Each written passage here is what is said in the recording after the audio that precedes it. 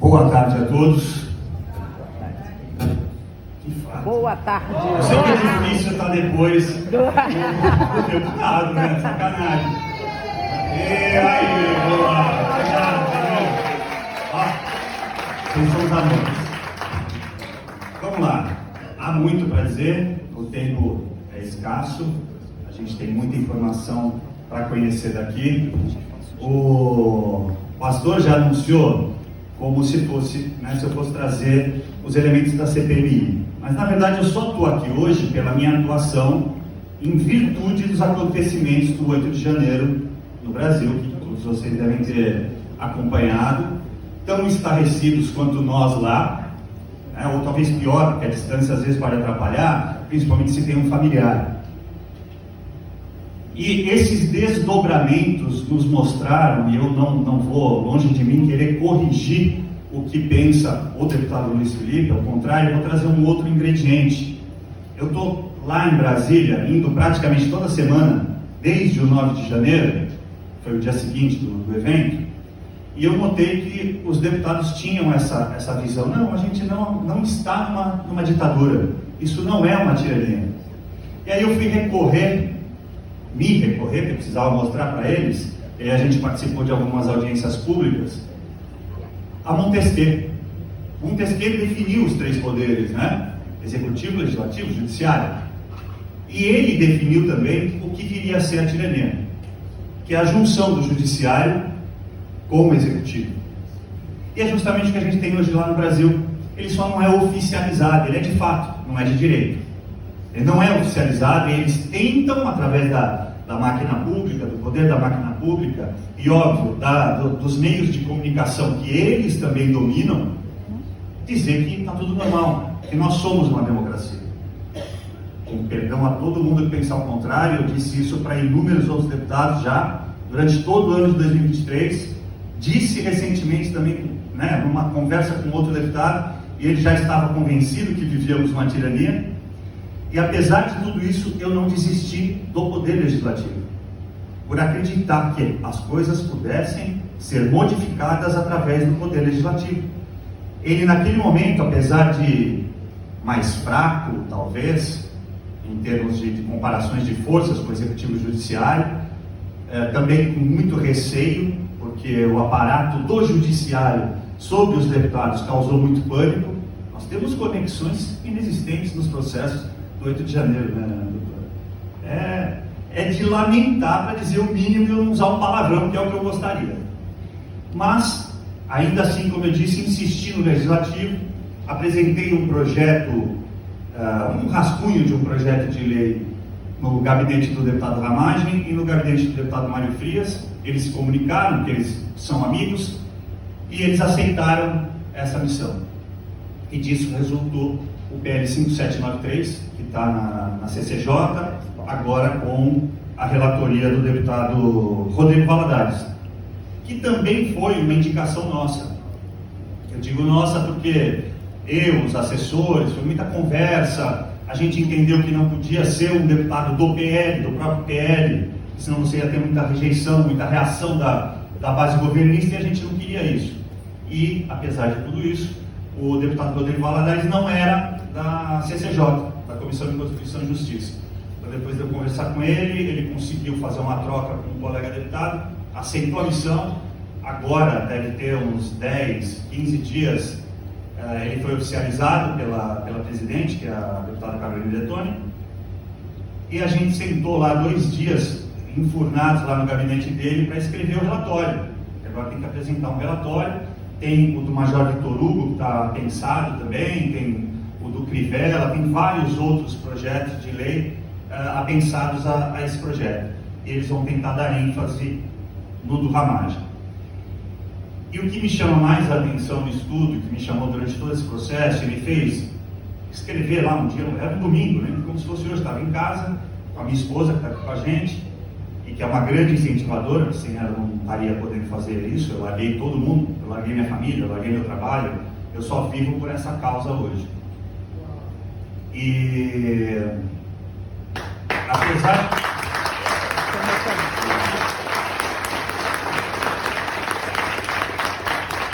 Às vezes a gente pensa em desistir, de verdade.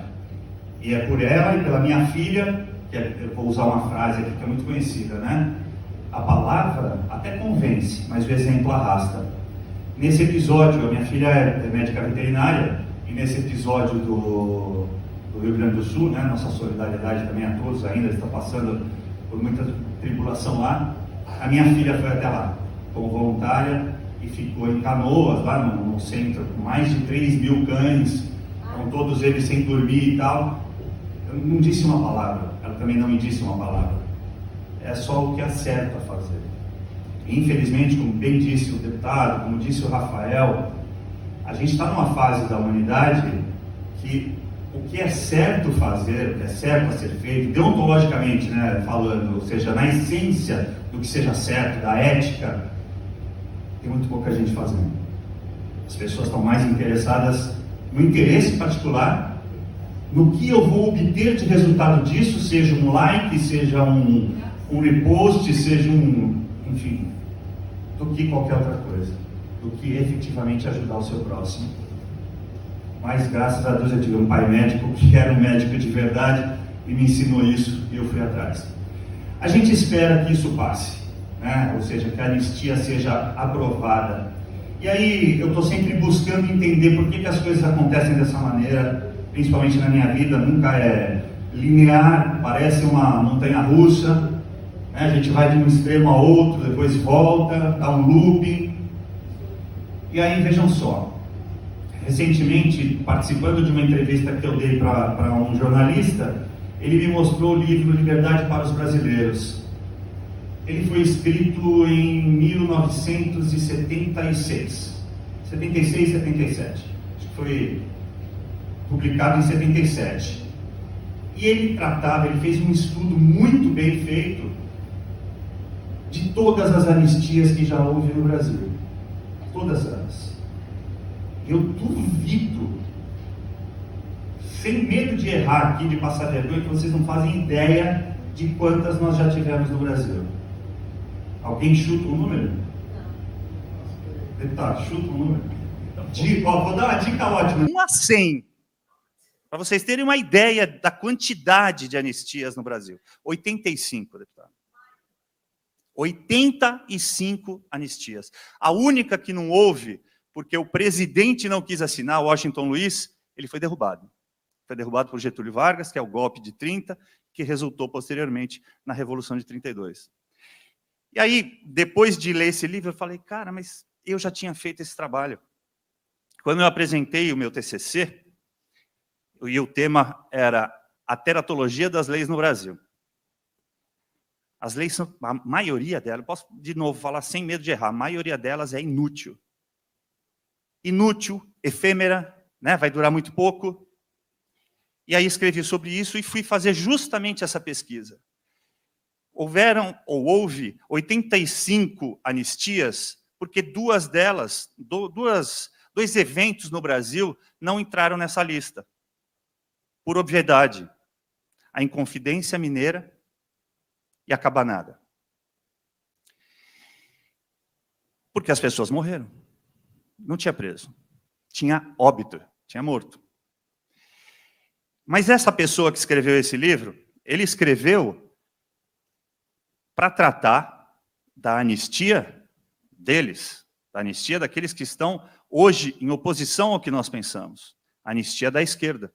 A anistia de 1979, assinada pelo João Batista Figueiredo, o general João Batista Figueiredo. A Lei 6683 de 1979. Uma anistia ampla, geral e restrita. E lá dentro, ela foi, como eu disse, né, ampla, geral e restrita. Aí aqui dentro, hoje, lá no Congresso, chegaram a oferecer e pedir que eu conversasse com algumas famílias sobre uma anistia condicionada. Eu falei, bom, está aqui o estudo, o senhor pode ler, não vou revelar quem foi, mas é um grande líder aí político. Isso aqui nunca existiu no Brasil. Se existir agora, nós vamos ter mais problema no futuro. Ou vocês querem a pacificação, ou vocês querem só dar um tempinho para que algo exploda muito mais forte num futuro muito próximo. E aí eles estão discutindo, eu fui até onde eu pude ir. Agora, está fora do meu controle, né? A gente vai continuar lutando, isso é evidente, mas vai ter que descobrir os caminhos daqui para frente, quais os processos, vai ter que passar na Câmara e no Senado, obviamente. No Senado já sinalizaram que só o ano que vem, com a mudança dos presidentes da casa, a gente vai continuar acompanhando. Agora, vindo para cá por causa disso, né, me mostrou uma outra realidade fora esse meu estudo. Eu já conhecia o Frederick Douglass, não sei se vocês conhecem aqui a história dele, né? E eu sempre brinquei que 3 Fredericks me fizeram despertar para a luta pela liberdade. Frederick Bastiat, Frederick Douglass e Frederick von Hayek. E o que eu mais gosto é o Frederick von Hayek, com todo respeito aos outros, porque ele faz muitas analogias ao trânsito, e não tem coisa que me deixa mais louco em São Paulo do que o trânsito, a ponto de eu ter parado de dirigir em 2011, antes que eu passasse para o lado de lá da lei, né? E a gente pode fazer uma comparação fácil com o fato de dirigir, né? Ou seja, a habilidade de você dirigir, a exigência das suas habilidades para dirigir, para uma determinada conduta, em relação a tudo que a gente vive na nossa vida. É muito simples, vou mostrar para vocês. Como o deputado falou, a gente precisa olhar para trás, conhecer a história, para ver que rota que a gente vai seguir no futuro, porque ela pode estar sendo errada, a gente está com a bússola errada, não está calibrada, vai dar ruim. No carro é a mesma coisa, o Rafael também falou sobre isso. Você tem que olhar para trás, conhecer a história, aliás, depois dá uma historiadinha no Rockefeller. O que ele fez com a medicina brasileira? Chegou no Brasil em 1913, com a fundação dele. Perseguido aqui, né, em 1891, com a lei antitrust, teve que dividir as empresas. O amigo dele, o Andrew Carnegie, que doou Carnegie Hall, né, o Square lá para Nova York, deu a ideia para ele, não, esquenta a cabeça, vamos dividir num monte de empresas e a gente comanda com uma fundação.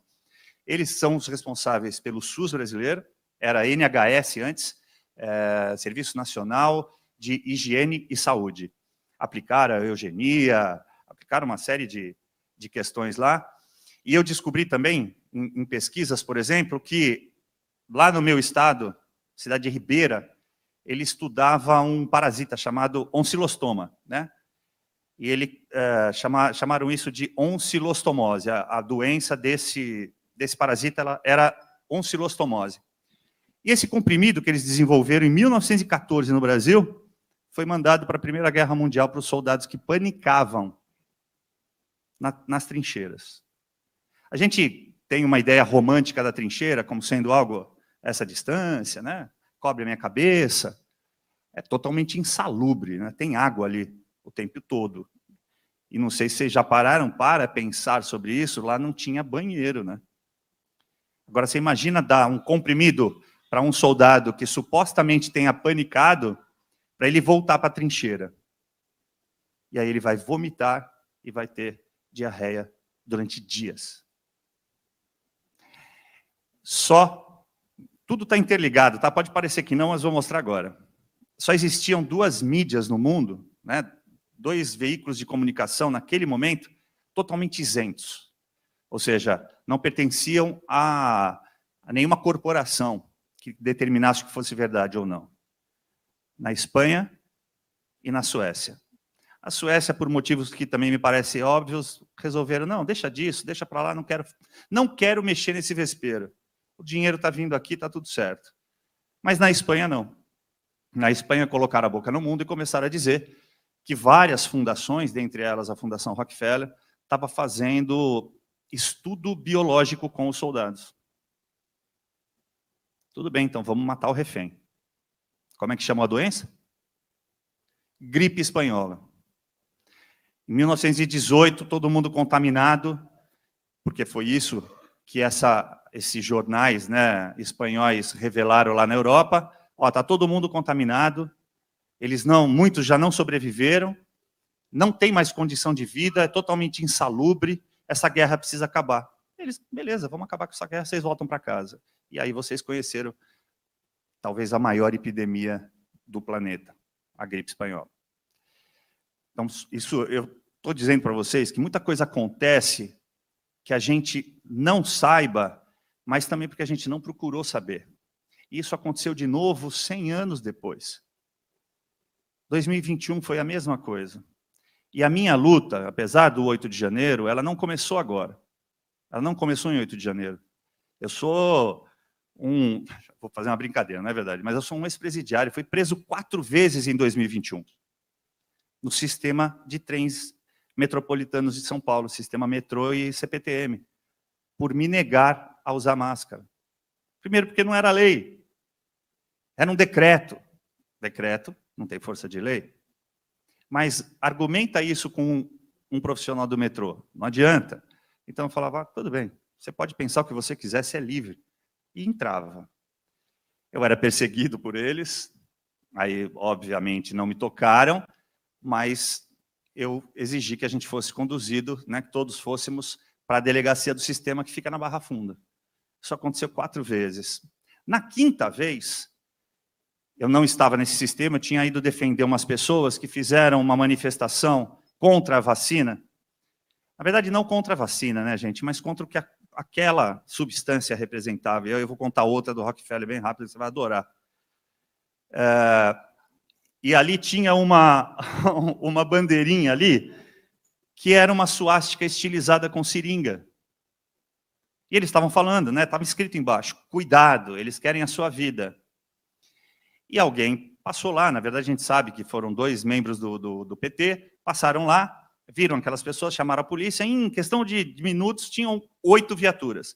Levaram todo mundo para a delegacia, longe pra caramba da minha casa, um sábado chuvoso, e aí alguém me liga e fala, doutor, pelo amor de Deus, vem aqui, ninguém atende, nenhum dos advogados. Falei, tá bom, estou indo aí. E aí depois de uma discussão com o delegado, discussão mesmo, depois ele até acabou pedindo desculpas, ele entendeu que ele estava errado, ele queria manter aquelas pessoas presas naquela noite, por apologia ao nazismo. Aí eu falava, doutor, leia a frase. Não, eu não tenho que ler a frase. Tem sim, porque tem que ter dolo. A lei é clara aqui, objetiva. O senhor não precisa fazer interpretação alguma, ela está lá para isso, o senhor está aqui para aplicar a lei. Se é para aplicar a lei, está aí. Entenda, não cabe, não tem cabimento, não é ato ilícito. Bom, enfim, discutimos ali por quase 1h30, ele chegou a gritar, foi raro o momento, eu mantive o meu controle, não gritei de volta. Ele soltou aquelas pessoas. E aí, em virtude disso, eu tive que ir na delegacia de novo. Quando eu estou voltando, peguei o sistema de novo para poder voltar para minha casa e um policial militar me barrou. Só que eu já tinha passado a catraca. Aí, acho que é artigo 738 do Código Civil, né? Ele falou, o senhor não vai usar o sistema? Ah, vou. Ah, vou, paguei. Paguei, está na lei, você vai me permitir. Se você quer me levar preso, você vai me conduzir. Não vou admitir que seja outra pessoa, você tem que me conduzir. Você está me prendendo em flagrante. Depois de também 1h30 de discussão, veio uma outra viatura, nós fomos para lá. O próprio delegado queria que eu chamasse a prerrogativas da OAB. Eu vou assinar um TAC contra o senhor. O senhor vai assinar um TAC que eu vou fazer contra o senhor. Eu falei, o senhor tem certeza, doutor? Tenho, você vai assinar. Falei, vamos combinar o seguinte, o senhor está um pouco alterado? Se o senhor não se convencer com os meus argumentos, com os artigos de lei que eu vou trazer para o senhor, eu assino o TAC. Aliás, eu assino mais de um TAC. Se o senhor quiser, eu assino até outra coisa que o senhor quiser, mas desde que o senhor ouça os meus argumentos. Ele ouviu primeiro as pessoas, aí quando ele ia indo com uma das pessoas da CPTM que me barrou, eu falei, doutor, acho que o senhor se esqueceu, eu sou advogado, e eu quero acompanhar o depoimento. Doutor, o senhor vai me causar constrangimento? De jeito algum, vou ficar calado, eu só quero ouvir. E óbvio, a alegação era, ele entrou no sistema sem máscara. E aí eu consegui argumentar com ele e mostrar. O decreto não amparava a legalidade, né? Nenhuma legalidade para usar máscara. Eu já tinha pago, então o dever do sistema era me levar até o meu destino, e, portanto, eu não ia assinar TAC nenhum, porque a minha conduta não estava equivocada. Saí de lá com o que eu queria. Devia ter feito um post disso, né? Um quadro para a posteridade. Eu saí de lá com um boletim de ocorrência informando que não houve ocorrência. Isso é maravilhoso no nosso sistema, coisas que acontecem no Brasil. Pegando esse gancho, a minha conduta não era ilícita. E aí me vem à mente o meu amigo Felipe Jimenez, que a gente está defendendo uma outra pauta também, que é a contagem pública de votos. E aí a gente conversando, argumentando, no caput do artigo 5º, da nossa Constituição, que o deputado também mencionou, está lá que todos são iguais perante a lei. Se olhar, cada um de vocês olhar em volta, vocês são iguais uns aos outros? Não, né? É porque falta uma palavrinha que necessita de uma interpretação. Não é a igualdade das pessoas, é a igualdade da conduta das pessoas. E comparado a quê? Comparado a um código. Se existe um código de comportamento, um código de lei, eu só posso comparar as condutas com aquele código. E é justamente isso que hoje a gente está sofrendo. Ou seja, como eles têm o poder, né, o poder judiciário, tem essa máxima de ser o último a interpretar, graças a... Não ia falar nomes, mas vou, vai. O ex-ministro Aires Brito, numa entrevista, teria dito certa vez que não existe legislativo supremo, não existe executivo supremo, mas existe o Supremo Tribunal Federal. Não há alusão de que eles são o último a dar a palavra sobre qualquer coisa. E nós nos acostumamos. O Wesley mencionou algo, pastor Wesley, perdão, mencionou algo sobre servir, né, sobre a servidão, sobre a escravidão. O Luiz Gama foi vendido pelo pai aos 10 anos de idade como escravo. Ele era livre, ele nasceu livre. Aos 18 conseguiu provar que era livre, né? É impressionante essa história.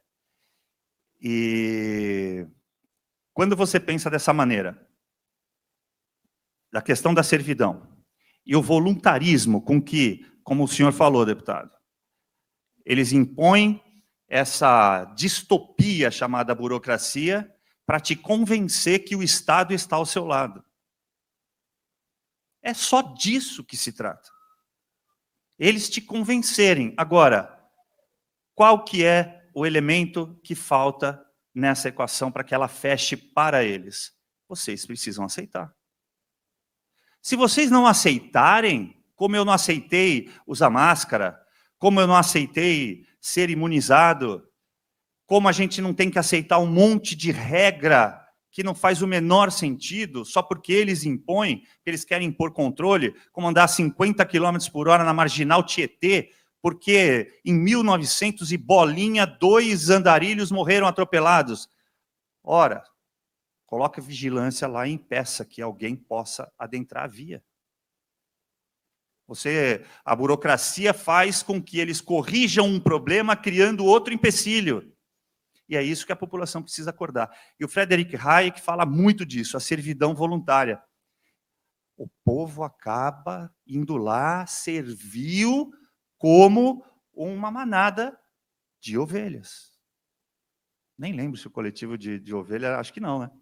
Mas enfim, whatever. Eu sou um lobo velho, dá para ver pela barba branca. Eu não vou em nenhum aglomerado de pessoas, eu vou sempre me manter à distância. Eu vou sempre tentar olhar por... Já levo uma vantagem por ter 1,90, então eu procuro olhar por cima. E não é arrogância, é só porque eu quero ver mais longe. E se você está na fila atrás de alguém, e isso for para o precipício, pode não dar tempo de você se segurar em nada. É disso que trata o que a gente está enfrentando na atualidade. E para fechar, eu ia falar do Rockefeller. Olha que bacana que é esse homem. O que foi, né? John D. Rockefeller. Muito bacana. Presta atenção. Ele ajudou pra caramba. Ele cooptou um cara chamado Emílio Ribas e outro chamado Paula Souza. Um cara no melhor sentido da palavra. Tá? 2 médicos. 2 dos mais proeminentes médicos daquele momento, lá no começo do século XX. Segunda década do século XX. E ele pagou bolsa de estudos para os 2 aqui por 8 anos. Quando eles voltam, além do Emílio Ribas, que ele presenteou muito graciosamente, né? Que hoje é um complexo hospitalar de referência lá em São Paulo, acho que todo mundo conhece, né? Ele também fez com que o Paula Souza fundasse a sua própria fundação, instituísse a sua própria fundação, o Instituto Paula Souza. E com isso eles determinaram como que a medicina seguiria pelo próximo século. E ela seguiu até esta pandemia. Os médicos se negaram a defender a sua liberdade. Se negaram a defender o direito médico. se negaram a defender o direito à vida, porque ninguém sabia o que tinha naquela substância. O Rockefeller era filho de um picareta, um mascate. Ele vendia elixir da juventude. Andava com os frasquinhos e saía. Nós estamos falando de 1840. Então, ele ia de porta em porta, literalmente, vender. Então, ele já sabia que era fácil convencer as pessoas. E, quando ele faz tudo isso, ele se aproveita dos meios de comunicação. Quem lembra no Brasil do repórter Esso?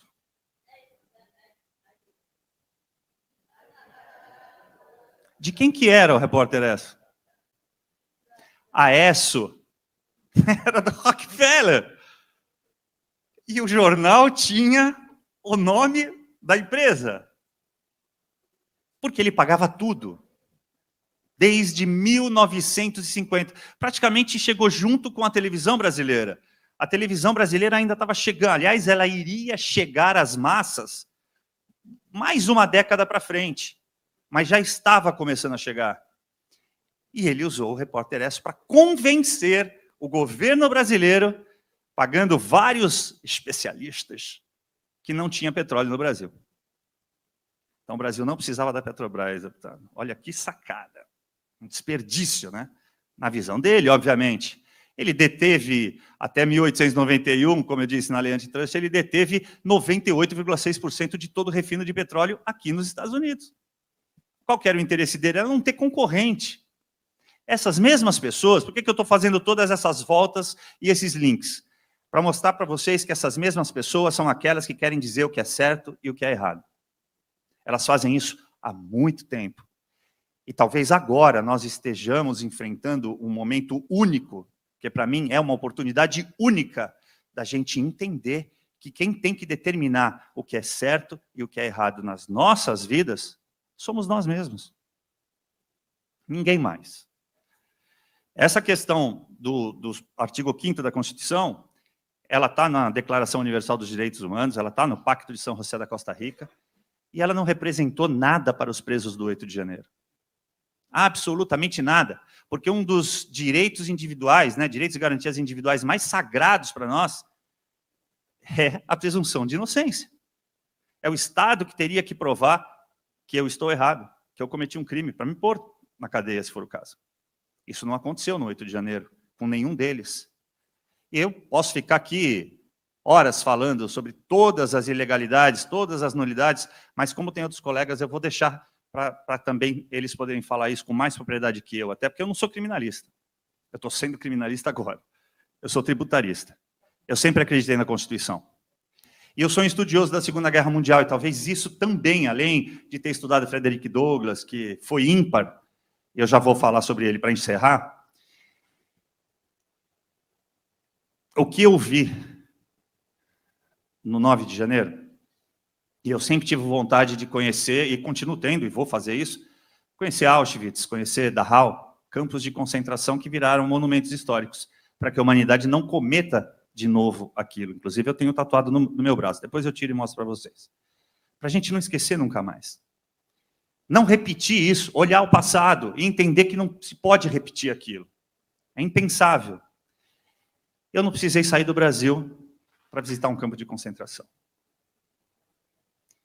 Quando eu cheguei lá, naquela noite do dia 9, e estava andando por um corredor, e um policial meteu a mão no meu peito, né? Ele só fez assim, ele estava com um fuzil, e estavam entrando outros com fuzis, um com a pistola desembainhada, né?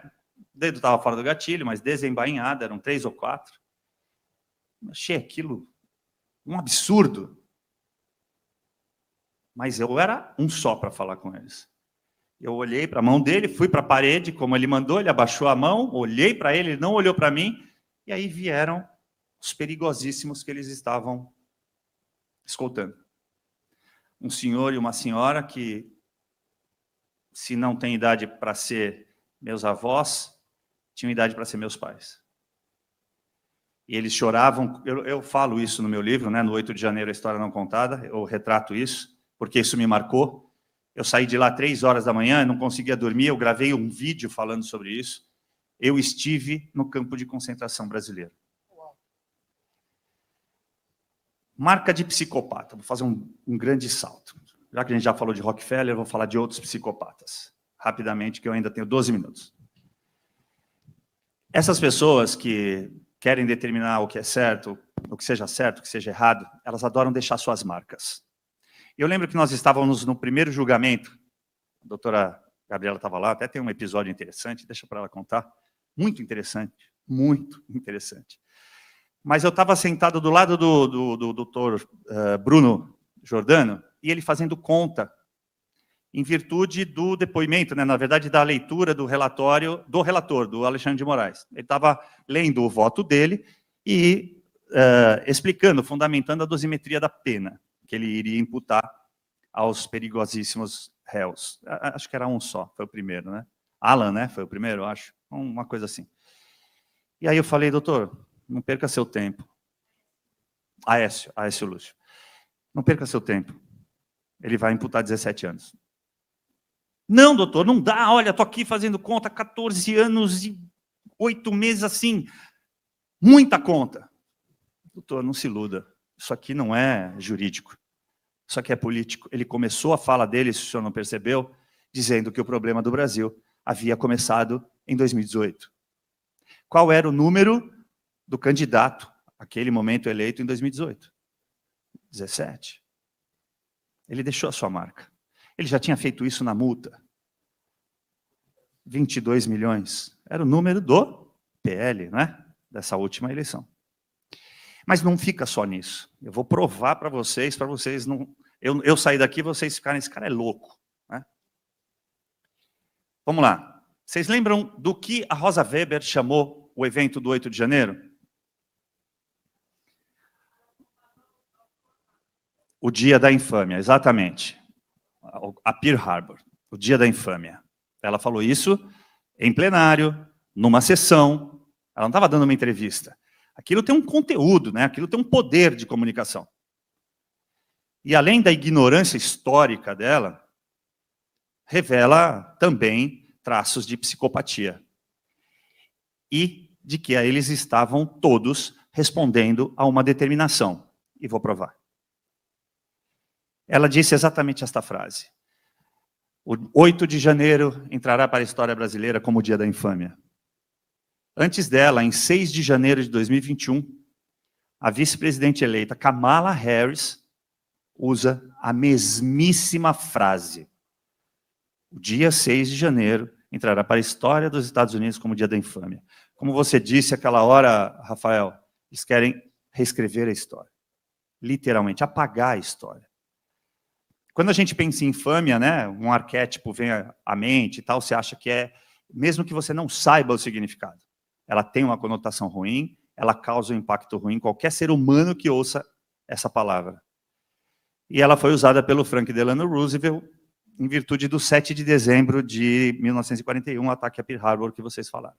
Vamos a mais um traço para realmente eu convencer vocês.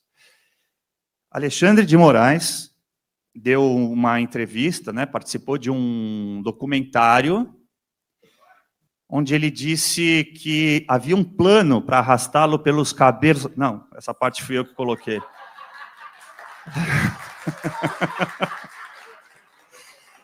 Para pegá-lo, arrastá-lo e colocá-lo numa forca. Ele iria ser enforcado em praça pública. Traço de psicopatia. Prestem bem atenção. Mike Pence, vice-presidente derrotado nas eleições aqui de 2020, disse exatamente esta frase. Havia um plano dos trumpistas para me enforcar em praça pública. O que eu quero mostrar e quero provar para vocês, isso não acontece por acaso. Isso acontece para mostrar para quem manda que eu estou cumprindo as diretrizes que você deu. Agenda. Estou cumprindo, está aqui. Fiz o meu papel. E para dizer o seguinte, para quem é opositor, não se atreva a fazer mais nada, porque eu te coloco onde eu quiser. E aí vamos finalizar com a anistia, então.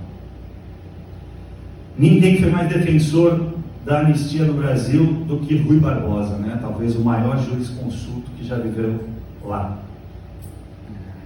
E ele defendia com muita veemência, como tudo que ele fez. E aí, lendo essa obra, e lendo os 4 livros dele, e recentemente estando aqui em Boston e visitando lá, lendo sobre a história de John Adams, que em virtude do evento de 5 de março de 1770, que os soldados ingleses atiram, né, contra os colonos americanos, ele vai e defende os soldados.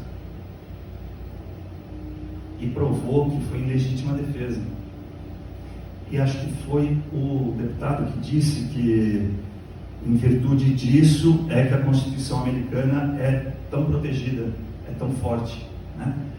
Está na primeira emenda a questão da liberdade de expressão e também está nela o princípio da legítima defesa.